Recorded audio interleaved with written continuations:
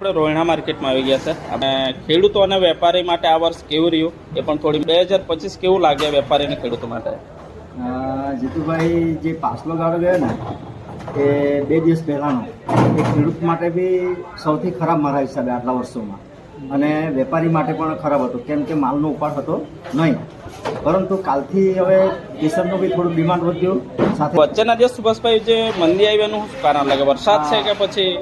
વરસાદ તો ખરો જ, પણ એક સાથે એ પણ જાણવા મળ્યું, સામે વેપારી એમ કહેતા હતા કે મહારાષ્ટ્રમાં ઉનાની કેસર અને આ અમદાવાદ સાઈડ સૌરાષ્ટ્ર વિસ્તારનો માલ જે ખરો ને કેસર, ત્યાંની કેસર અહીંયાના જે ખેડૂતો આપણે નર્સરીવાળા પાસેથી લઈ જઈને ત્યાંના ખેડૂતો ત્યાં એનું વાવેતર કરીને ખાલી ત્યાં કેસરનું ઉત્પાદન ત્યાંનું ખેડૂત ત્યાં મંડીમાં લઈને આવે એટલે ત્યાંની કેસર જ સસ્તી મળી જાય.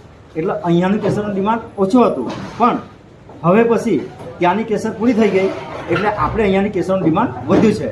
પરંતુ આવનારા સમયમાં જો વરસાદ નહીં આવે તો કેસરનું બજાર ખેડૂતને સારો એવો ભાવ ખેડૂતને મળશે અને વેપારીને પણ વેપારનો ફાયદો થશે. પણ સુભાષભાઈ, જેમ કે તમને અત્યારે જે વાત કરી એની હિસાબે તો આ દર વર્ષે બી શક્ય બની શકશે કે એ હિસાબે બંને જો વિસ્તારના માલ ભેગા થશે તો આવનારા દિવસોમાં કેસરમાં આ જ પરિસ્થિતિ રહેશે. જીતુભાઈ, એવું લાગે અનુમાન એક તો વેપારી તરીકે હું બે ખેડૂત જ છું, પણ આવનારા સમયમાં જો ભેગું થશે તો કેસરનું જે આપણે અહીંયા 1 નંબરનું ડિમાન્ડ હોય એ લગભગ પૂરું થઈ જશે અને ફક્ત કેનિંગ પર આપણે આધાર રાખવો પડશે.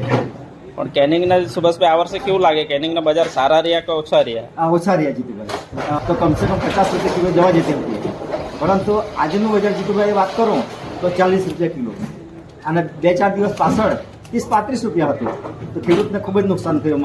સુભાષભાઈ, આ રોહિણા માર્કેટમાં અન્ય વેપારીનું કેવી પરિસ્થિતિ રહી આ વર્ષે 2025?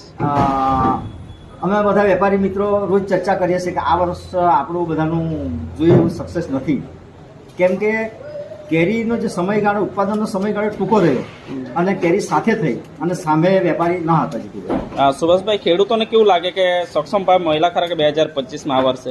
ના, નથી. ખેડૂતને નુકસાન. એનું કારણ શું લાગે? એ જ કારણ જીતુભાઈ, કેરીનો પિરિયડ ટૂંકો રહ્યો અને સાથે કેરી નીકળી અને સામે વેપારી પાસે પણ એવો વેપારનો ઓપ્શન રહ્યો નથી, એટલે વેપારી પણ ખેડૂતને સક્ષમ ભાવ આપી શક્યા નથી. સુભાષભાઈ, છેલ્લે જેમ કે છેલ્લી તારીખ કઈ રહી કે ક્યાં સુધી આપણે રોહિણા માર્કેટ આપણે અહીંયા ચાલે છે?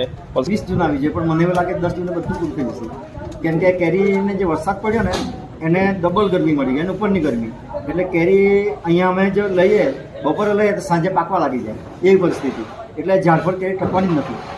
ચાલો, એટલે 10 જૂને એન્ડ આવી જશે એવું લાગે. ચાલો, ખૂબ સરસ સુભાષભાઈ માહિતી આપી. ખેડૂત મિત્રો અને વેપારીઓ માટે આ વિડીયો ઉપયોગી બનશે એવું અપેક્ષા છે. જય જવાન, જય કિસાન. Thank you.